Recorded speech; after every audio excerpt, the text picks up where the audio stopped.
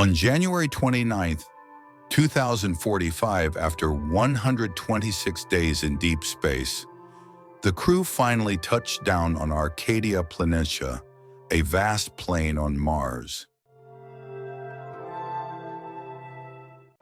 Inside their pressurized rover, they looked through thick windows at the rust-colored ground, awe mixed with exhaustion. For a moment, the long silence of space was replaced by hope. Then came history. The first steps, boots pressed into Martian soil. The horizon stretched flat and endless. The pale sun shone weakly, just 43% of Earth's brightness. Dust swirled across the plains, kicked up by tiny gusts of wind. But their mission had only just begun. Months ago, NASA had already sent habitats, solar panels, and supplies, all loaded into rovers that had landed scattered across the plain. The crew's first task was to find them. Arcadia Planitia was huge, and the rovers could be anywhere. Using drones that buzzed across the horizon and small helicopters that hovered over the red terrain, they searched for the glint of metal against the ochre soil. Once they spotted a rover, the pressurized rover moved out. One by one, they guided each vehicle back to their landing site, dragging it across the dusty plains. The soft hum of the rover's engines and the whir of drones filled the quiet landscape. Every recovered rover felt like a small victory, a step closer to building life on Mars. The first week passed in a blur of work and discovery. The crew spent their days collecting the scattered supplies, stepping outside for short walks on the Martian soil, brushing dust off instruments, and taking soil and rock samples. They sent reports back to Earth, receiving guidance, updates, and encouragement from Mission Control, a reminder that they were never truly alone. All of this work had a bigger goal. After the crew left, 50 more people would arrive. The rovers, habitats, and supplies they organized today would form the first pieces of a new home for humanity, ready to grow from these first careful steps. After arrival on Mars, their time would no longer be measured in Earth days. Instead, they would follow sols. The Martian day. A sol is slightly longer than an Earth day, lasting 24 hours and 39 minutes. NASA insisted on this. This shift was a reminder that they now lived on a different planet, following a different rhythm of time. Their stay, however, was limited to just 90 sols before the window for their return to Earth would close. It was northern winter. Daytime highs barely reached -40 degrees Celsius, and at night, temperatures plunged to -80 degrees Celsius. Almost every sunny day, giant dust devils, like small tornadoes, twisted across the plains, some rising up to 8 kilometers high. But even with winds approaching 160 kilometers per hour, they felt more like a gentle push than a powerful gust, a strange reminder of Mars's thin air. Over millions of years, these winds carved the landscape into sharp ridges called yardangs, strange natural walls that shaped the path of the storms. Every sunrise reminded them, this was not Earth. Survival here wasn't given. It had to be earned.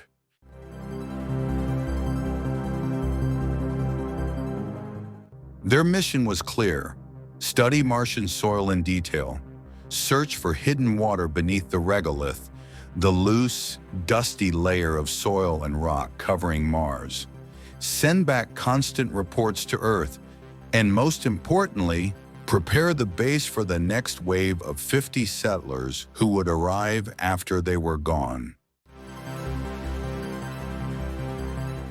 After 1 week of collecting supplies and organizing the rovers, the crew began deploying the inflatable habitats. Each habitat was carefully inflated and then covered with regolith to shield them from harmful radiation. The quiet plains were slowly turning into a small hub of human life. 2 weeks in, 2 of the crew members, Dr. Mei Ling and pilot Jack Sullivan, spent their first night inside one of the inflatable habitats. After 4 months of weightless drift, settling into the familiar feeling of a floor beneath their feet, solid, stable ground was a sensational experience. It was a connection as instinctive as breathing. Inside the pressurized habitat, the recycled air was warm and smelled of home. With the constant thrum of oxygen generators and the hum of life support systems, they could finally sleep without the fear of the void outside. It was a feeling of profound safety and comfort, a small slice of Earth rebuilt on Mars. Yet even in this moment of wonder, fear lingered at the edges of their minds. Sleep did not come easily. The strange environment, the thin atmosphere outside, and the unknown dangers just beyond the habitat kept them alert. Still, they rested enough to test the safety and comfort of their new home, a first cautious step toward living on another planet.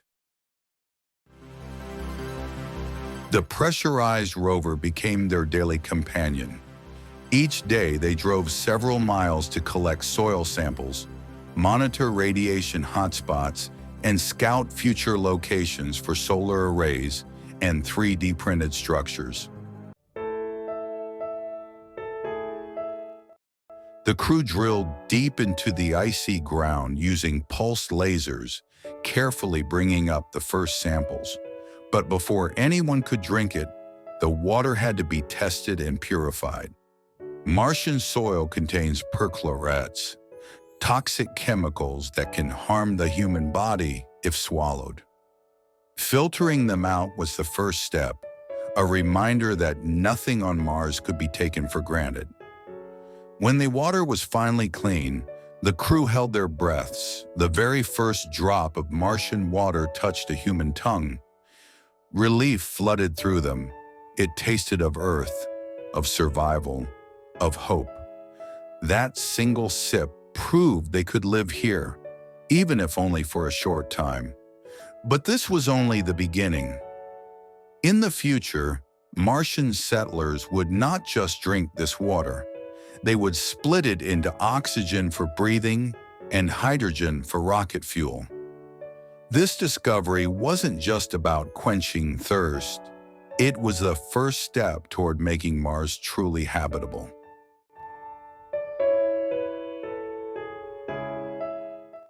Even while working, short videos arrived from Earth. Each ping brought comfort and a pang of longing. Commander Ortega received clips from his daughter. Her laughter brightened his day. Jack's daughter sent innocent drawings in tiny videos, raw and untamed. They matched the raw surface of Mars. Dr. Mei Ling got a surprise message from her ex-boyfriend. He had left her during her 378-day Mars simulation.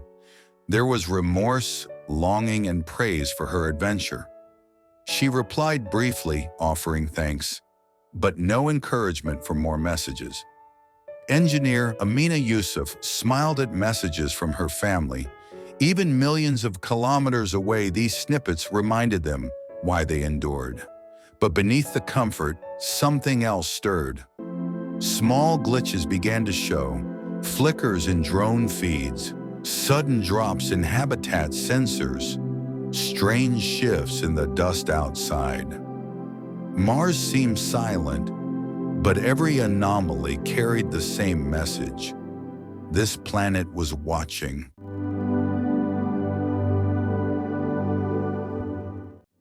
From Sol 21 onward, the crew members left the safety of the pressurized rover and began sleeping in the inflatable habitats. Following mission protocol from Earth, they took up separate quarters.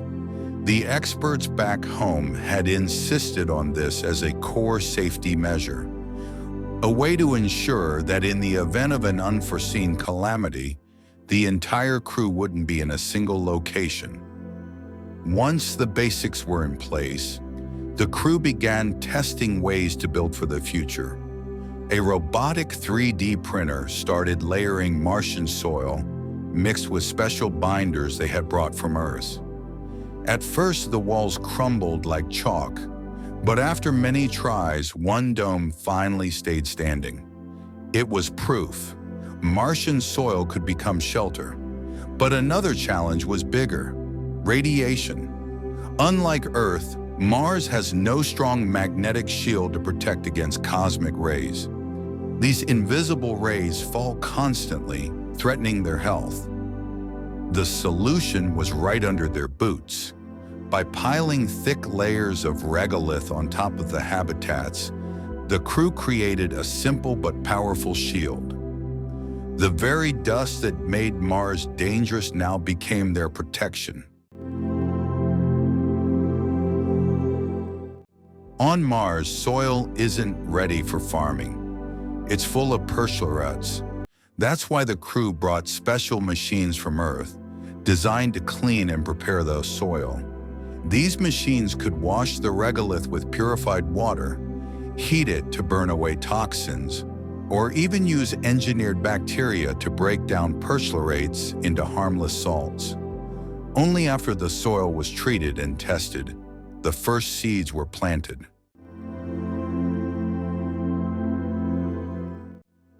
At night, the dust whispered against the habitat walls. Commander Ortega spoke thoughtfully. One day, nations will claim this place. Like Venice or Florence, colonies could rise here and clash. Dr. Mei Ling replied, "History also shows cooperation. Early settlers on new land struggled, but they learned to work together. Maybe Mars will push us the same way." Amina Yusuf's voice was quiet but steady. In time, people may stop thinking like Earthlings. They'll see themselves as Martians.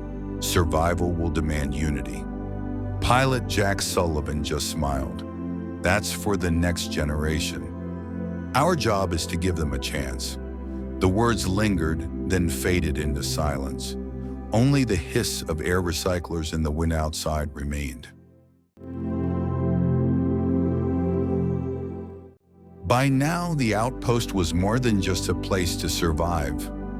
Inflatable domes stood next to thick-walled shelters made from Martian soil. Greenhouses hummed with quiet life. Solar panels caught the pale sunlight. The pressurized rover sat in the middle, like the camp's heart. Drones flew above. Small helicopters scanned the distance. It looked less like a camp and more like a fragile Martian village, the first human footprint. For a moment, pride outweighed exhaustion.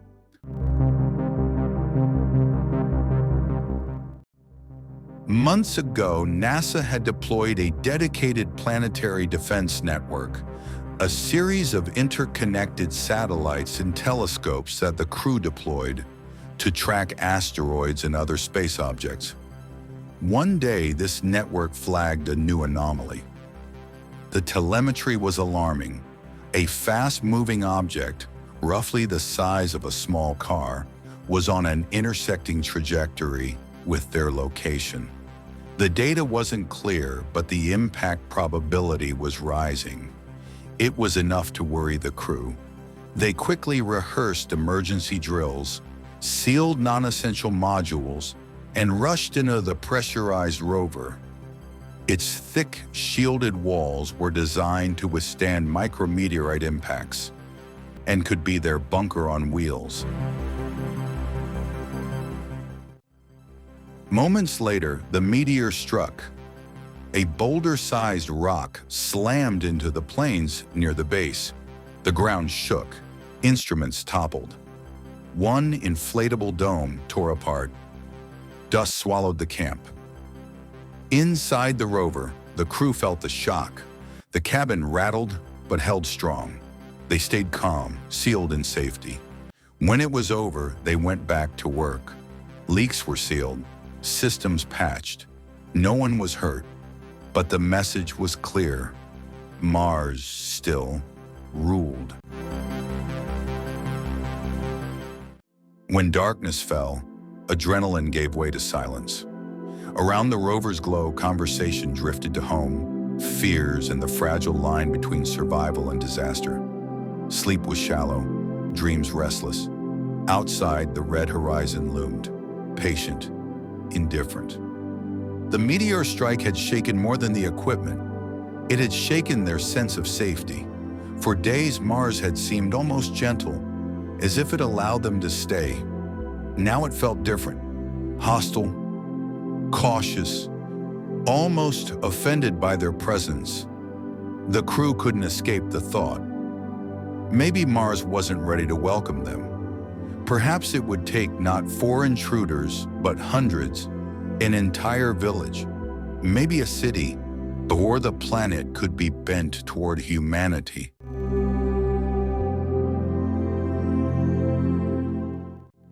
The meteor strike left scars, but the crew refused to let fear stop them. Inflatable domes were buried beneath protective mounds of regolith.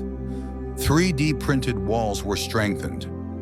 Layouts were adjusted to reduce risk. Every repair and improvement was deliberate. Every action was proof of human persistence. Inside the greenhouses, plants thrived. Lettuce, beans, and small tubers pushed upward, defying alien soil. The first Martian-grown salad was harvested and shared, a small but profound triumph. Each bite carried more than nutrition. It carried life-taking root, proof humans could nurture here. One night, Mei Ling felt sluggish in her regolith-covered habitat. At first, she worried about radiation. Sensors showed everything was normal. Later, a subtle drop in oxygen was detected, a tiny seal rupture in her habitat. The crew acted quickly. Life was fragile here, but safe. The next day, Mei Ling examined water under a microscope. She saw unusual microbial structures. At first, the team suspected Earth contamination. Careful tests confirmed it. A naturally occurring Martian microbe, harmless but real. Awe and disbelief rippled through the crew. Mars had quietly revealed a secret, rewarding vigilance with discovery. The discovery report was beamed to Earth, and when the response arrived, the sheer excitement in its tone was impossible to miss. Evenings were spent in quiet contemplation. Conversations turned philosophical. Is Mars humanity's first love? Are we leaving a part of ourselves behind? Shared jokes and storytelling carried the weight of isolation. Mars had become more than a challenge. It was now a partner in survival and growth.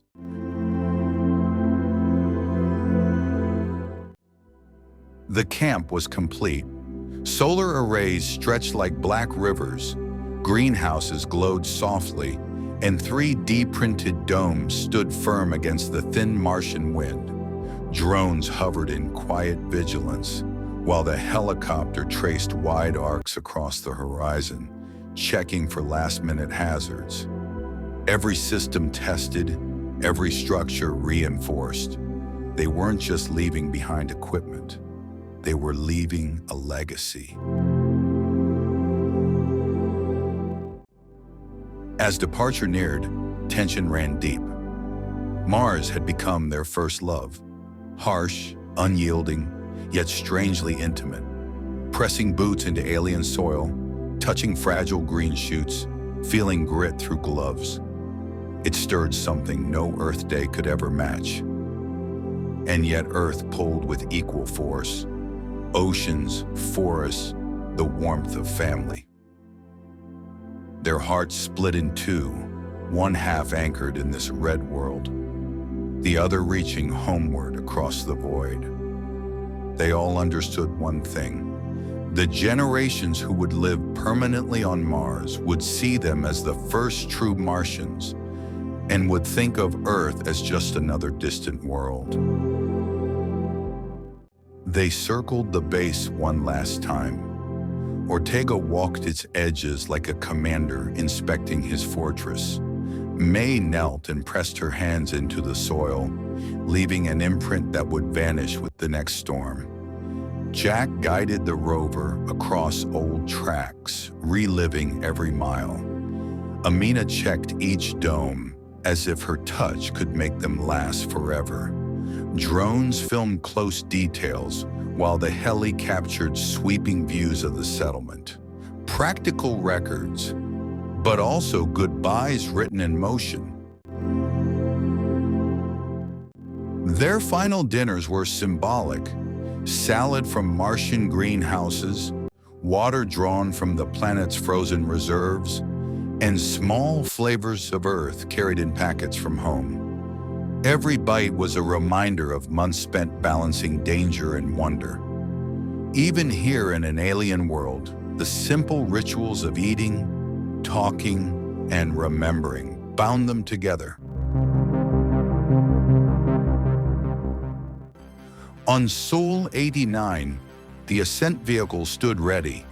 Engines thundered, rattling the camp one last time, the base shrinking beneath them. Minutes later, they docked with the transfer ship in orbit. As engines fired again, Mars receded into the dark, cold, red, and relentless. Yet in its silence, the planet had given them something extraordinary. Proof humanity could endure, adapt, and dream beyond Earth.